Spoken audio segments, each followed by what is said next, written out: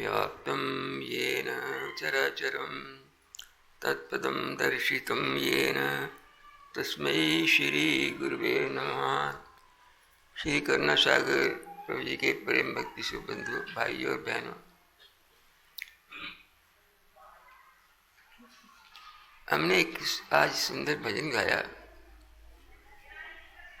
उसमें ये था कि हम इंसान वही होता है जिसके इंसानियत के गुण होते हैं, और इंसानियत के गुण जिसने बनाया भजन, उसने अपने वही योग के और योग शास्त्रों के जो गुण हैं मनुष्य के, वो संग्रहित किए और भजन बना। हम स्वाध्याय करते हैं इसलिए करते हैं कि हमारे अंदर कोई ऐसी बातें आए कि हम एक सच्चे योगी बन सकें, इंसान बन सकें। प्रभु जी इसीलिए संसार में आए हैं कि जब इंसान इंसानियत से गिर जाता है तो भगवान अवतार लेते हैं।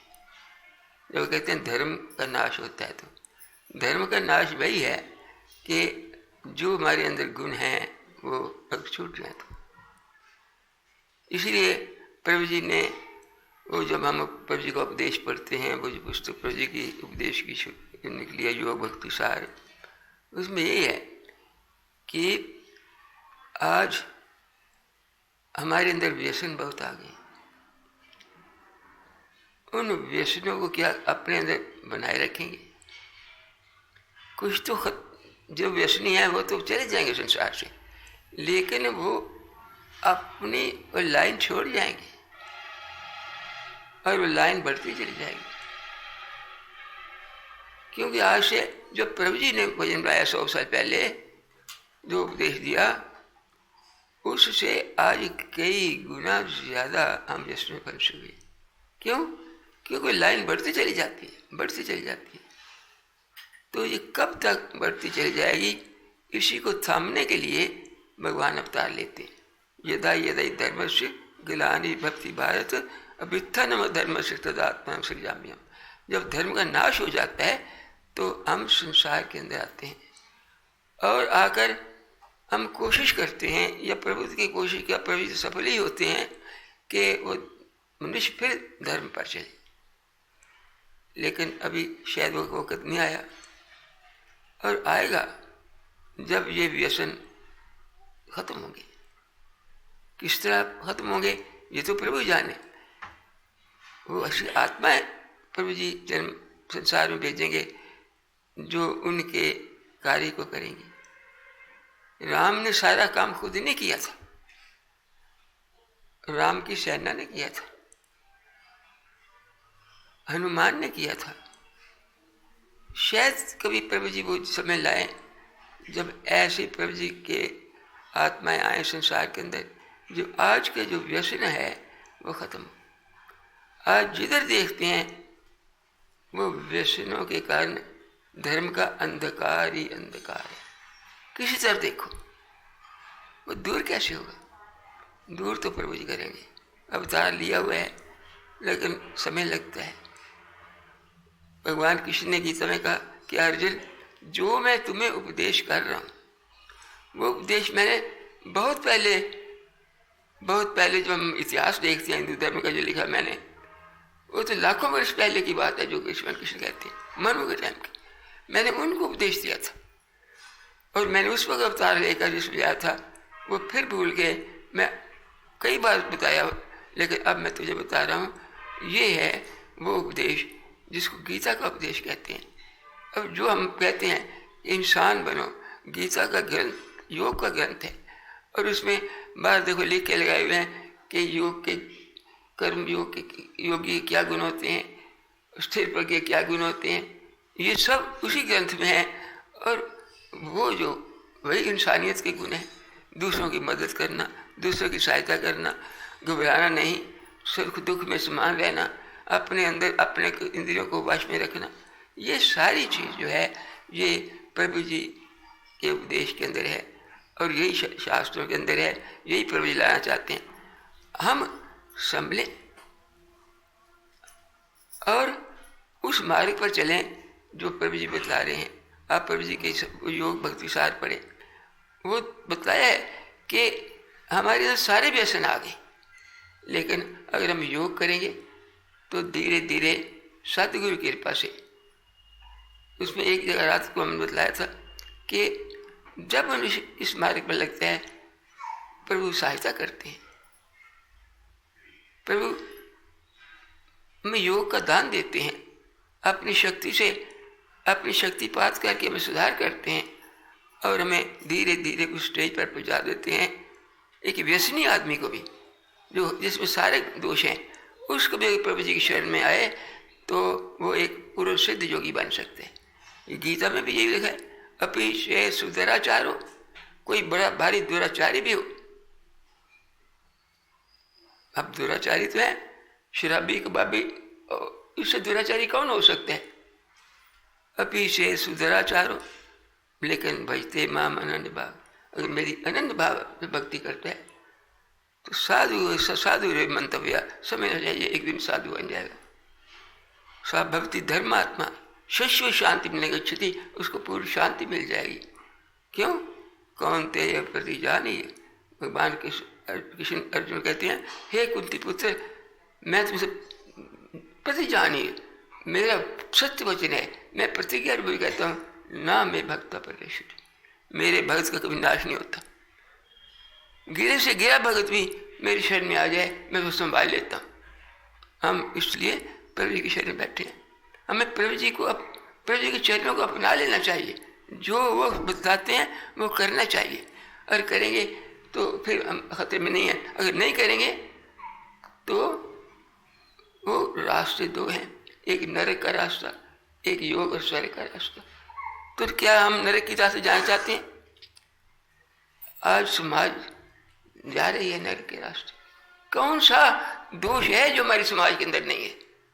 आप दिखाओ। और गुण कौन सा है? कोई गुण नहीं। भगवान का भगत, शाम को भगवान की संध्या भी नहीं करते, सुबह उठकर भगवान का भजन भी नहीं करते, और किसी का अपना त्याग भी नहीं करते किसी के लिए, बल्कि दूसरे छीनते हैं, यहाँ तक कि सरकार को भी लूटते हैं। ये है हमारे अंदर गुण। ये गुण, इन गुणों के कारण क्या हम ऐसे होते हुए भी अगर प्रभु जी की शरण में सच्चे हृदय से आएंगे, प्रभु जी हमारा सुधार कर देंगे। धोबी गुरु को अगर धोबी कहा, कितनी भी मैल हो धोबी निकाल देते हैं। इसलिए वो कहते हैं, कितना भी दुराचारी हो मेरी शरण में आएगा तो उसका सुधार हो जाएगा। साधु रे मंतव्य, उसको साधु समझना चाहिए, वो क्योंकि ठीक मार्ग पर चल पड़े और मेरा उसको कभी नाश नहीं होगा। तो प्रभु जी हमें योग शिक्षा देती है, हमें अपनानी है। और प्रभु जी आए हैं, जो प्रभु जी के पास है वो दुनिया में कहीं नहीं है। हम देख रहे हैं जो प्रभु जी के संपूर्ण योग है वो कहाँ है, मिलेगा आपको? संपूर्ण योग क्या होता है? हमारी एक एक रग के लिए योग। अब देखिए हम क्या हैं, ये शरीर का ढांचा है, ये ऊपर दिखाई देता है, इसके अंदर भी कुछ है, उसके लिए भी योग है। और अंदर से अंदर भी एक और चीज है जिसको हम ग्रंथियां कहते हैं, अमृत ग्रंथियां, जिसके रस से हम जीवित हैं, जिसको डॉक्टर हार्मोन्स कहते हैं, जिसको हम अमृत रस कहते हैं। एक एक कण से निकल रहा है, अगर निकलना बंद हो जाए तो हम खड़े भी नहीं रह सकेंगे। तो शरीर के अंदर, शरीर का बाहर का अंदर, शरीर के अंदर का अंदर, तीन चीजें हुई ना शरीर के साथ। एक शरीर का बाहर का ढांचा, एक शरीर के अंदर के अंग, किडनियाँ जो हैं, और फिर उसके जो ग्रंथियाँ हैं जिसमें अमृत रस बह रहा है। ये एक बड़ी भारी समझो कि गंगा है, बाहर की गंगा, भीतर की गंगा। लेकिन जहाँ तक नहीं है तो ये इसके लिए भी प्रभु बतला रहे हैं। और फिर प्रभु उस चीज को बतलाते हैं जो कि इससे भी अंदर है, वो है अंतरात्मा, जिसके 4 अंग हैं, मन बुद्धि चित्त अहंकार। वो चार हमें दिखलाई नहीं देते, लेकिन उनके सहारे हम खड़े हैं। अगर मान बुद्धि चित्त अहंकार ना हो तो हम मिट्टी हो जाएं, कुछ भी नहीं रहे हमारे पास। वो हमारा खजाना है, जिस खजाने को हमारे साथ भेजते हैं, पर वो शरीर देते हैं, उस दौलत को हमारे साथ भेजते हैं। और हम संसार में आकर देखते हैं, सुनते हैं, सोचते हैं और कहते हैं हम हैं। एक बच्चा भी कहता है मैं हूँ। बच्चा छोटा है लेकिन संपूर्ण है, उसके अंदर भी वो फीलिंग्स हैं जो एक बड़े के साथ है, उसके अंदर सारे कुछ है जो बड़े के साथ है। वो खजाना उसके साथ आया है। शरीर छोटा है लेकिन खजाना तो पूरा है। वो हमें बेचते हैं, परंतु उस खजाने के पीछे अगर वो चीज़ ना हो, वो खजाना भी खत्म हो जाए। वो क्या? आत्मा, जिसको भगवान ने कहा मामे वांशो जीव लोके जीव भूता सनातना मना षष्ठानि इंद्रियाणि परिग्रहाणि। वो मनुष्य आता है जो उसके साथ में एक आत्मा भेजता हूँ, जो क्या है? मामे वांशो, मैं ही अपना एक टुकड़ा भेजता हूँ, अंश भेजता हूँ। मामे वांशो, लेकिन मैं तो भगवान परमात्मा हूँ, ब्रह्म हूँ। उसको जीव कहते हैं। एक आग को आग की चिंगारी कहते हैं, वो आग नहीं कहते, चिंगारी कहते हैं। जिस आत्मा को है मेरा अंश है, उसको ब्रह्म नहीं कहेंगे, उसको एक जीव कहेंगे। जीव भूता, उसको जीव रूप में आता है और क्या करता है? जिस तरह मैं सृष्टि बनाता हूँ, वो अपनी सृष्टि बना लेते हैं अलग से, वो सारा शरीर बना लेते हैं। क्या? मना षष्ठानि इंद्रियाणि, मन और 5 इंद्रियां वो समेट लेता है। मैं नहीं बनाया, वो भी बना लेते हैं। मना षष्ठानि इंद्रियाणि, मन से बनाकर वो इस जीवन को बनाता है। हमें ममे अंशो जीव भूता सनातना मना षष्ठानि इंद्रियाणि। फिर वो सारा शरीर वो सब कुछ बना लेता है। ऐसा वो मैं हूँ। तो हमारा हम जो वजूद है वो क्या है? शरीर है, शरीर के अंदर मैं जो बताया कब कुछ है, और ये अंतःकरण चतुष्ट है, अंतःकरण चतुष्ट की आत्मा है, इतना कुछ है। परंतु इसको संभालना कैसे है? संभालना है योग द्वारा। जो प्रभु ने संपूर्ण योग दिया है, संपूर्ण दिया है। ये नहीं कि एक नीति दी है या एक शीर्षासन दिया है। उन्होंने हमें सारे शरीर को लिए, अंदर बाहर के शरीर को और पूर्ण आत्मा को और ये सारी इंद्रियों को और ये अंतःकरण चतुष्ट को संभालने के लिए वो हमें योग दिया है। योग हमें और संपूर्ण योग कहीं नहीं मिलेगा, पर उसके चरण में मिलेगा। तो हमें वो योग करना है। यदि हम एक चीज को ही लें, शरीर को तो आप रोज करते भी हैं, नहीं करते तो करें। और जितना आप थोड़ा सीखा है आपने, तो एक अंश हम यहाँ से आता है, हमें जितना आता है उतने तो करें। और मन के और अंतरात्मा के लिए जो प्रभु जी बतलाते हैं, अगर इसको छोड़ देंगे तो जैसे हमने कहा कि वो जो हमें अंतरात्मा के लिए 4 दिए हैं, मन बुद्धि चित्त अहंकार, उसके बिना तुम कुछ भी नहीं। उसका भी ध्यान रखना है। वो योग दिया है, उस योग को कहते हैं जो प्रभु जी ने दिया है हमें, राजयोग, विचार कांड। ये इतना बड़ा चार्ट लिखा है उसमें राजयोग के लिए, उसको भी होना। वो क्या है?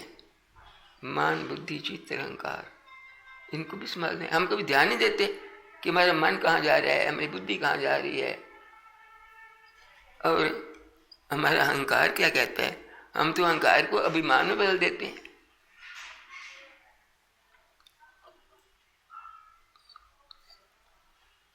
अब इन चारों में से अपने अपने गुण हैं, लेकिन इनका अपना अपना अपनी शक्ति भी है। जब हम शरीर की बात करते हैं तो शरीर को शास्त्र में एक रथ कहा। रथ क्या है? खड़ी है, कुछ नहीं कर सकती ना जब तक रथ के अंदर कोई बैठा ना हो। तो इस रथ के अंदर एक आत्मा बैठी हुई है, परंतु मालिक बैठ जाए रथ के अंदर तो क्या करेगा? बैठा है, कहीं जाएगा तो नहीं। अब रथ के, हमने रथ देखे राजाओं महाराजों के, ये तो टांगा होता है ना, वो रथ होती है। टांगे के 2 पहिए होते हैं, उसके 4 पहिए होते हैं। आजकल खत्म हो गई। राजा महाराज के पास मोटर नहीं होती थी, रथ ही होते थे, और 4 पहिए और मालिक बैठा हुआ है, एक बीच में इसको चलाने वाला है। और रथ के अंदर एक घोड़ा नहीं होता था, कई घोड़े, जितने ज्यादा घोड़े उतना बड़ा राजा है। तो 4, 5, 6, 7 घोड़े होते थे, और हर एक घोड़े के अंदर मुंह की लगाम है, लेकिन अंत में एक ही लगाम है। रस्सी तो एक ही है, उसके भी हिस्से हैं। रथ एक है, घोड़े बहुत हैं, और लगाम में भी बहुत हैं, लेकिन अंत में तो एक है, वो सारथी ने पकड़ी जाती है। इसका शास्त्र में कहा ये शरीर भी एक रथ है। इस रथ के आगे 10 घोड़े लगे हुए हैं। इंद्रियानी अहानी, अब ये शरीर की जो इंद्रियां हैं उसको घोड़े कहा है। और वो घोड़े के मुंह में जो लगाम है और डाके इकट्ठी एक पकड़ी है, उसको संत मां का परिग्रह लगाम में। और लगाम में किसे? इंद्रियानी जो है रथ है, और वो रथ इसके हाथ में है, सारथी के हाथ में। और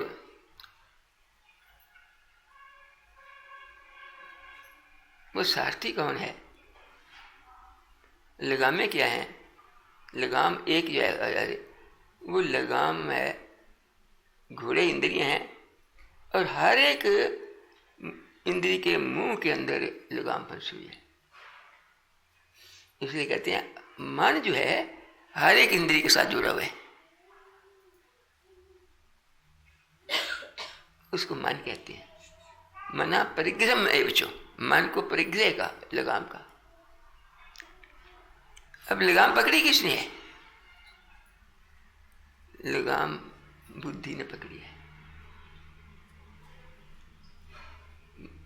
10 घोड़े हैं, उनके 10 लगामें हैं जो मन की वृत्तियां हैं, और बुद्धि ने लगाम पकड़ी हुई है। अब इस बैठा हुआ है, मालिक बैठा हुआ है। अब देखिए कि घोड़े भी हैं और सारथी भी है, मालिक भी है। अगर लगाम टूट जाए, नष्ट है ना। अगर लगाम टूट जाए तो नष्ट हो जाएगा। इसलिए वो लगाम क्या है? मन। तो इन चारों में मन, बुद्धि, चित्त, अहंकार में मन की महत्व बहुत है। इसलिए कहते हैं मन ही मनुष्य नाम कारण बंध मोक्ष। मन ही मुक्त हमें तबाह कर सकता है, मन ही ले जा सकता है। मन ही स्वर्ग में ले जा सकता है, मन ही मुक्त में ले जा सकता है। मन की इंपॉर्टेंस हमारे शरीर में बहुत है। शरीर के अंदर और वजूद के अंदर हम कभी मन की तरफ ध्यान नहीं देते।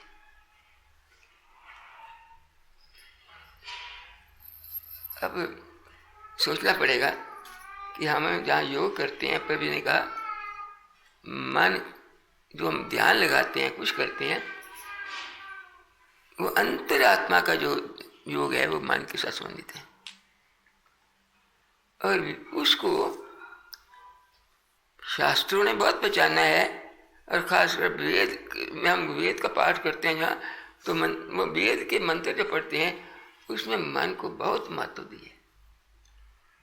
वो जो हमने वेद के पुस्तक छापी वेद पंचाशती, 6 पूरे मंत्र मन के ऊपर ही।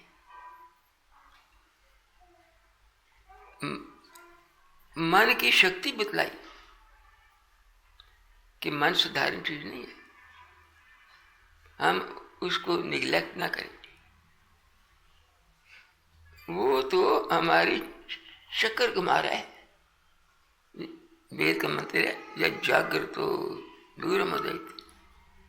आप पढ़ते हैं ना वेद का मंत्र, ये मेरी पुस्तक आप इसमें मंत्र है, मैं मंत्र से ही पढ़ देता हूँ।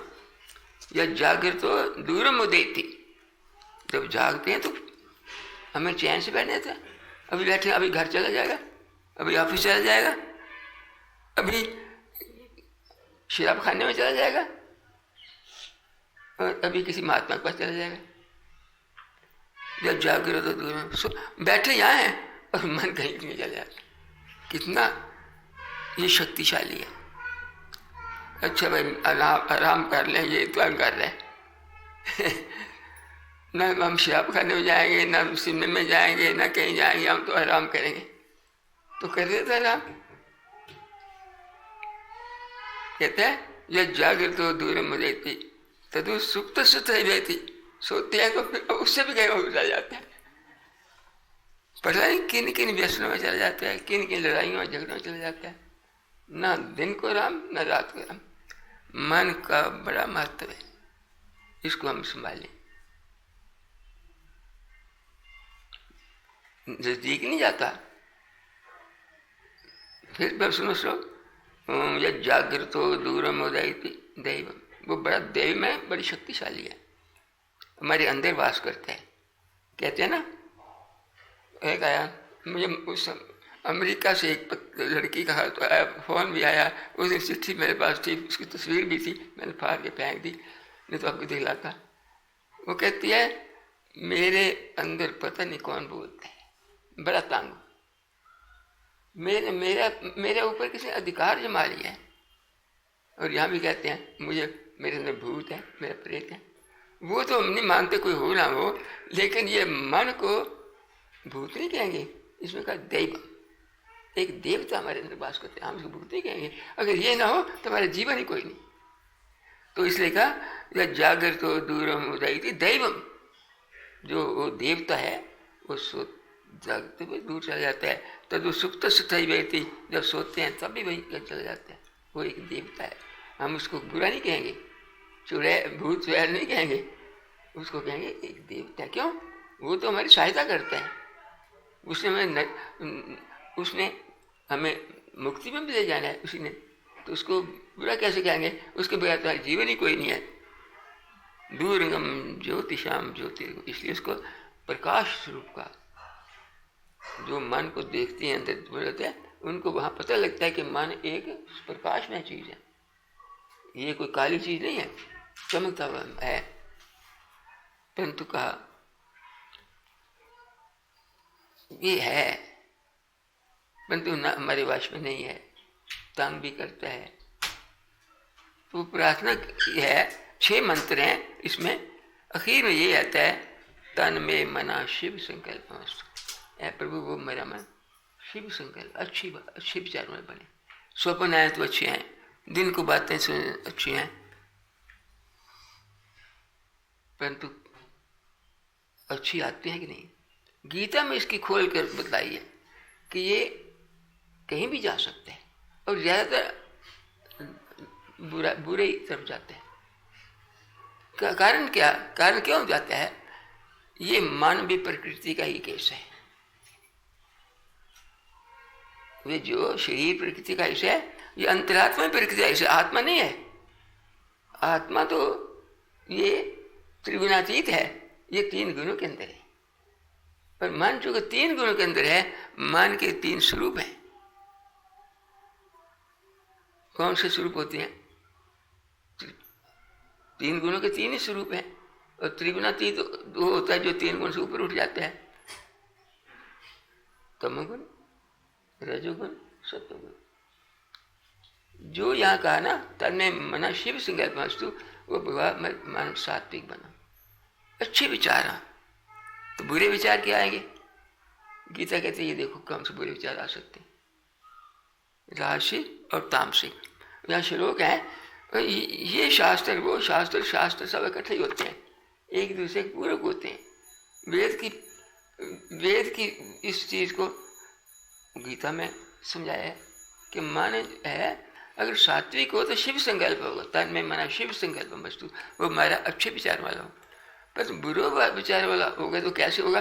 वो वेद में मंत्र नहीं है, वो गीता के अंदर श्लोक है, वो श्लोक ही पढ़िए। और हमें वैसा नहीं होना चाहिए, हमारा मन बुरी तरफ नहीं जाना चाहिए। पर जाता है, और कैसे जाता है वो बड़ा खोल के गीता में बताया, एक श्लोक दो श्लोक मैं आपके सामने पढ़ता हूँ, और फिर समझ आ जाएगी कि हमें मन को संभालना है। और देखो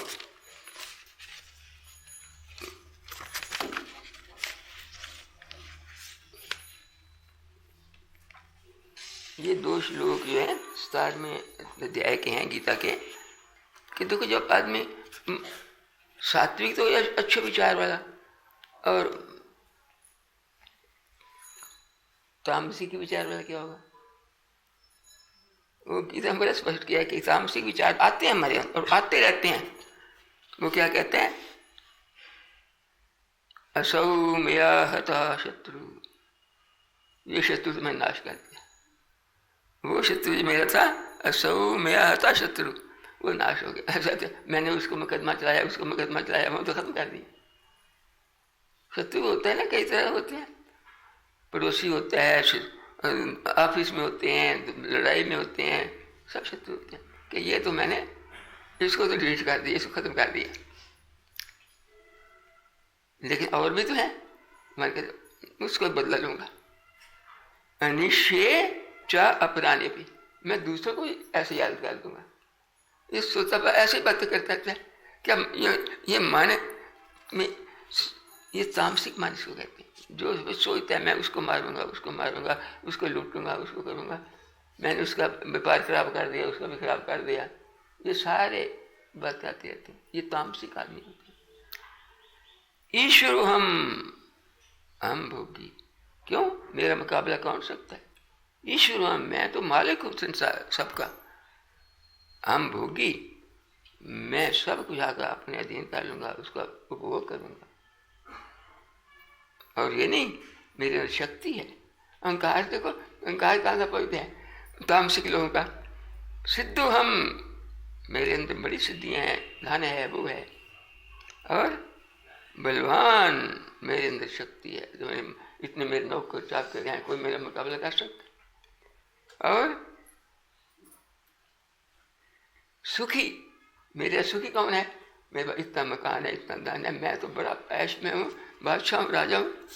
ये है तामसिक। देखो ये कहाँ मन है कि वो कहे भगवान का भजन करना है, कहाँ ये बातें होता है? ये है तामसिक वृत्ति मन की। तो वो कहते हैं कि अगर मन को ऐसा मन बना रहा ना, तो मन संसार के चक्कर में से कभी नहीं छूटेगा। ये तामसिक वृत्ति है। लेकिन इससे थोड़ी अच्छी राजसिक की वृत्ति भी होती है। तामसिक सबसे बुरी होती है कि मैं उसका नाश कर दूंगा, उसका करूंगा।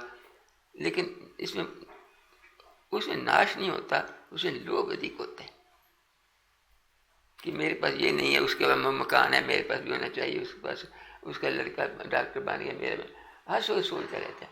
तो उसके लिए भी श्लोक है एक, वो देखो गीता में बड़ा ग्राफिक डिस्क्रिप्शन है इन सबका। इदम अद्य मया लब्धम, आज तो मैंने ये कर लिया, मैंने आज ये मकान बना लिया, आज मैंने ये व्यापार चला लिया, आज कर लिया। धन की बात सोचते हैं। इदम मया अद्य लब्धम, मैं आज तो मिल गया, मुझे ये हो गया पक्का, इतना मैंने रकम जमा करा दी, इतना मेरा अकाउंट बन गया, इतना सबको हो गया। लेकिन कुछ रहता है। इमम प्राप्त से मनोर्थम, और ये को मेरा इच्छा है, ये भी पूरी हो जाएगी। मेरी लड़की का ब्याह हो जाएगा, मेरा वो हो जाएगा, ये हो जाएगा, ये कल हो जाएगा, कभी हो जाएगा, फिर ये भी हो जाएगा। तो फिर इदम अस्ति इदम अभी में, ये तो हो गया और ये भी हो जाएगा। भविष्य की वो कल्पना करता रहता है, ये तो है, आगे क्या करना है, आगे मैंने अपने व्यापार को बढ़ाना है और मकान बनाने हैं और ये करना है। मुझे लोभ की बातें सोचते रहते हैं, भगवान को भूल जाते हैं, धन को जाता है, माया की तरह जाता है। उधर तामसिक में भगवान को भूल कर लड़ाई झगड़े में चला आते हैं। इदम अस्ति इदम अपि में, ये तो है सब कुछ मेरा, लेकिन भविष्यति पुनर्धनम मम, ये जो दूसरे का धन है ना, भविष्य में ये भी मैं ले लूंगा। मेरे भाई पास जो है ना कुछ, वो भी मैं ले लूंगा। वो जो है मेरे ये जमीन है ना, ये मैं ये भी खरीद लूंगा, वो भी खरीद लूंगा। तो भविष्य में ये भी मेरे पास हो जाएगा। मेरे पास एक दुकान है, 4 दुकानें ले लूंगा। ये है भविष्यति पुनर्धनम, ये भविष्य में ये धन भी मेरा हो जाएगा। ये है सारा सिलसिला, जो कि मन को वेद कहते हैं शिव संकल्पमस्तु। मन को शक्ति को बचाने, मन को अच्छे विचार में लगाएं। एक ताकतवर आदमी, आगे पहलवान होते थे ना जो, वो जब होते थे पहलवानों से डरो, ये गुंडे हैं पहलवानों, शराबियों पहलवानों को लोग इससे डरते थे, पता नहीं किसी को, उसके विचार ऐसे होते थे लूट मार करना, जैसे आदमियों से डरते हैं। लेकिन वही आत्मवादी अगर संसार का भला करने लग जाए तो उनको शक्ति होती है। इस मन को इधर से मोड़कर इधर लगा दो। एक वाल्मीकि को कहते हैं, वो डाकू था लेकिन महात्मा बन गया। इस मन को, जो ऐसा मन है, इस मन को सीधा कर देंगे तो ये शिव संकल्प हो जाएगा, तो ये मुक्ति की तरफ चले जाएगा। तो इसलिए कहा मन ही मनुष्यनम कारण बंध मोक्ष। ये मन जो है, ये संसार के चक्कर में आने के लिए, या अगर तामसिक होगा तो नरक में जाने के लिए है, और अगर भक्ति में लग जाएगा तो ये मुक्ति प्राप्त करेगा। तो ये है, देख हमने कहा कि प्रभु ने हमें ये जो राजयोग बतलाया ना, वो मन के लिए बतलाया, मन को संभालने। इतना है ग्रंथ योग का विचार कांड, पढ़ते हैं कि मन को किस तरह आगे करना है, करते रहें। फिर गीता है योग का ग्रंथ, उसमें ये सारे गुण बतलाए, तो हम उसकी तरफ अधिक ध्यान दें। जहाँ हम शरीर का ध्यान देते हैं, अब शरीर के बाहर के हम करते हैं, शरीर के अंदर के भी हम बताते रहते हैं किस तरह अंदर के शरीर को सफा रखो। फिर ग्रंथियों के बारे में बतलाते हैं कि इस किस तरह उन ग्रंथियों को कैसे ठीक करना है, और उसमें मुख्य चीज़ हम बतलाते हैं कि शुद्ध, जैसे मन शुद्ध है या सिद्ध शुद्ध है। ग्रंथियाँ जो हैं हम आगे भी बतलाएंगे कि कौन सी ग्रंथि हमारे लिए क्या उपद्रव कर सकती है। उसने बताया था कि अगर हम ये नाक की ग्रंथि अगर खराब हो जाए, नाक की ग्रंथि से जो अंदर जाता है, हमारे प्राण वायु जाती है, उसमें एक अमृत साथ जाता है, हमारे शरीर में शक्ति देता है। उसको महसूस भी करते हैं हम प्रातःकाल की हवा में, कि हम श्वास लेते हैं, एक सुगंधी आती है। सुगंधी हवा की नहीं होती, हमारी अपनी ग्रंथि की सुगंधी होती है। वो हमारे अंदर फेफड़ों के अंदर जाती है शुद्ध, वो हमारे फेफड़े कई बीमारियों को दूर करती है। और अगर वही खराब हो जाए, हमें रोगी कर देती है। दोनों रूप है ना, हमारे नाक के अंदर से हवा नहीं जाएगी, मुंह से जाएंगे, हम बहुत बुरी तरह हो जाएंगे, फुरारे हमारे लग जाएंगे। तो सारी ग्रंथियों का, जितनी ग्रंथि है ना, ये हमारे लिए अमृत भी देती हैं और हमारे लिए बीमारी भी पैदा करती हैं। इसलिए डॉक्टर कहते हैं तुम्हें हार्मोन्स हैं, हार्मोन मतलब तुम्हारी ग्रंथियाँ बिगड़ गई हैं, वो जो ग्रंथियों शक्ति देनी थी वो खराब हो गई, अब तुम्हें बीमारी पैदा कर रही हैं। तो ये तो बतलाते रहते हैं हम, और बड़ी ज़रूरी है कि जब हम शरीर का ध्यान रखें, शरीर के अंदर का ध्यान रखें, वहाँ अंतरात्मा में जाएं। और प्रभु जी बताते हैं कि अंतरात्मा के अंदर जो मन मुख है और मन के साथ दूसरी चीज़ें वो तो उसको भी हमें ध्यान रखना है। वो तो पिछली बार बताया था कुछ मैंने तो, लेकिन मन को आज बताया कि मुख्य है, इसका ध्यान रखना होगा। मन को वेद के अनुसार शिव संकल्प जब विचार करें, मन खड़ा नहीं होगा कभी। चित्त खड़ा हो, चित्त की वृत्तियां खड़ी होगी, मन नहीं कभी खड़ा होगा। स्वामी जी कहते थे ये जैसे ना, क्योंकि हमें गुरु से शिक्षा मिलती है, याद आती रहती है, कहते मन नहीं कभी खड़ा होगा। चित्त का काम है, चित्त वृत्ति उसका खड़ा करना। मन को कैसे करना है? मन को जैसे शरीर को घुमाते हैं ना भगवान की ओर प्रदक्षिणा, मन को प्रभु जी की प्रदक्षिणा पाते हैं। मन शिव संकल्प रहेगा, भगवान को ही सोचते रहो, कभी मन को रोक नहीं सकता। जब कहते सोते भी जाता है तो जागते भी जाता है, तो खड़ा कैसे होगा? परंतु खड़ा कैसे होगा? ये वेद के अनुसार तन में मना शिव संकल्प अच्छे विचार। और शिव संकल्प क्या होगा? वो स्वामी जी वाली बात कि मन की भी प्रदक्षिणा करते रहो। प्रभु जी बैठे हैं, हम एक ऐसे भी आते हैं, प्रभु जी के चरणों को देखो, प्रभु जी के मस्तक को देखो, प्रभु जी के प्रदक्षिणा। बस मन को इधर लगाओ। और ये मानसिक योग है। तो कोई कहेगा मन को खड़ा करना, मन नहीं खड़ा होगा। वो खड़ा होगा वो चित्त, जिसके बारे में हम बतलाएंगे कि वो वृत्तियाँ जो क्या है, वो आगे के बतलाई हैं। वृत्तियों को रोकना है, मन को रुकेगा नहीं। मन तो चलता रहेगा, परंतु मन को वेद के अनुसार लगाओ प्रभु की तरफ। बोल सच्चिदानंद महाप्रभु। दीन बंधु